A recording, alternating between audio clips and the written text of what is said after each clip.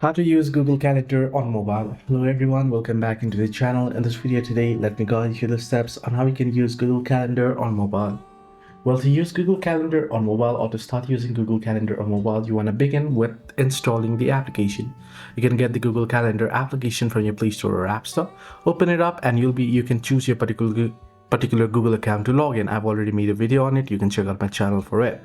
Now, basically, the home page should look somewhat like this, the calendar page, right?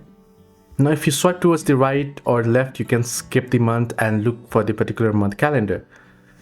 If you tap on profile icon at the top right corner, you can proceed to manage your Google account or manage accounts on this device for your Google Calendar. Similarly, to create an event, tap on the plus icon at the bottom right corner here and you can create a task or an event. Tap on event and you will be able to create event here or task or birthdays. You can create here, add guest. You can also add video conferencing and choose when you'll get notified.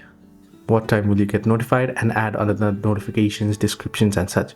You can also upload contents by tapping add Google Drive attachment here. I've already made a video on it as well. So hope this video was helpful. To like and subscribe.